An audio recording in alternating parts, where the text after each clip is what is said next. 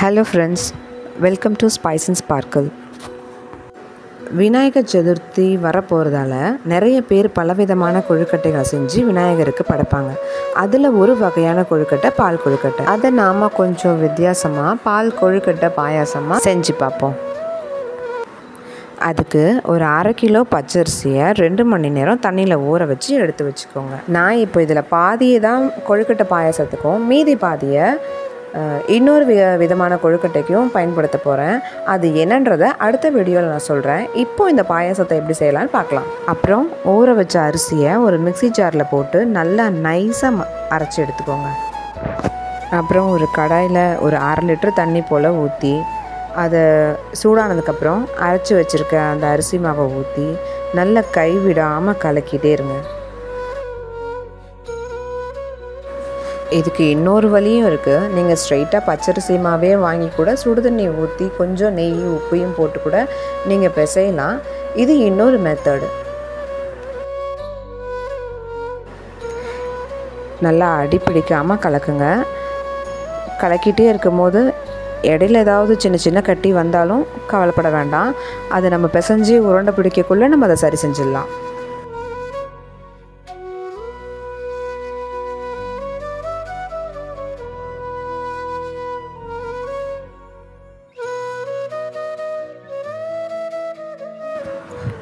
இப்போ இன்னொரு கடாயில் கொஞ்சமாக நெய் தடவி நம்ம கிண்டி வச்சுருக்க மாவை எடுத்து போட்டு நல்லா பிசையுங்க.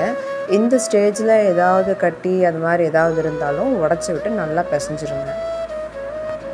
கொஞ்சம் சூடாக இருக்கும் போதே பிசைஞ்சு முடிச்சுட்டு சின்ன சின்ன உருண்டையாக பிடிங்க. பெருசாக பிடிச்சிங்கன்னா பால் ரொம்ப மொத்தமாக இருக்கும். அரிசி மாவு அந்த கொழுக்கட்டை சாப்பிடும் போது அது ஒரு நல்ல ஃபீல் இருக்காது. அதனால் குட்டி குட்டி உருண்டையாக பிடிச்சி வச்சு. இப்போ தேங்காய் பாலை என்ன பண்ணணும்னா, ஃபஸ்ட்டு எடுக்கிற அந்த தேங்காய் பால், அந்த கெட்டி தேங்காய் பாலை தனியாக வச்சுட்டு அதுக்கப்புறம் எடுக்கிற அந்த 2வது 3வது தடவை எடுக்கிற அந்த தேங்காய் பாலை ஒரு கடாயில் ஊற்றி நல்லா கொதிக்க விட்டுட்டு அதுக்கப்புறம் நம்மளோட பிடிச்சி வச்சுருக்க அந்த உருண்டையை ஒவ்வொன்றா உள்ளே போட்டு நல்லா கொதிக்க விட்டுரு. இது ஆவியில் வேக வைக்காததுனால சீக்கிரமாகவே திக்காயிடும். ஆனால் நான் இப்போது இதில் நான் பிடிச்சி வச்ச உருண்டையில் பாதி உருண்டை மட்டும்தான் இந்த பால் கொழுக்கட்டைக்கு போட்டிருக்கேன். அடுத்து ஒரு 1/4 கிலோ வெல்லத்தை ஒரு 1/2 டம்ளர் தண்ணி ஊற்றி கொதிக்க விட்டு வடிகட்டி நம்மளோட கொழுக்கட்டை பாயாசத்தில் சேர்த்திக்கோங்க. வெள்ளைப்பாக ஊற்றுனதுக்கப்புறம் ரொம்ப நேரம் கொதிக்க விடக்கூடாது. ஒரு 2 கொதி வந்துட்டால் போதும்.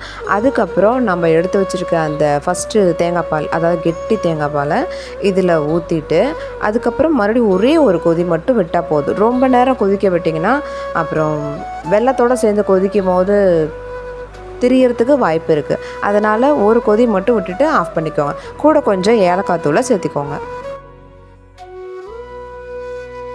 இதை எப்படியும் சர்வ் பண்ணலாம். ஆனால் நான் இன்றைக்கி இதோட கொஞ்சம் நெய்யில் வறுத்த முந்திரி, தேங்காய் சீவல் அதெல்லாம் வறுத்து போட்டு தான் நான் இன்றைக்கி சர்வ் பண்ண போகிறேன். ஏன்னா இடையில அந்த தேங்காய் சீவலும் முந்திரி பருப்பும் வாயில் கடிப்படும் போது டேஸ்ட் ரொம்ப நல்லாவே இருக்கும். சாப்பிட்றதுக்கும் நல்லாயிருக்கும். அவ்வளோதான், ரொம்ப டேஸ்டியான பால் கொழுக்கட்டை பாயாசம் தயாராகிடுச்சு. நீங்களும் இது விநாயகர் சதுர்த்திக்கு செஞ்சு பார்த்துட்டு எப்படி இருந்துச்சுன்னு கமெண்ட்டில் வந்து சொல்லுங்கள்.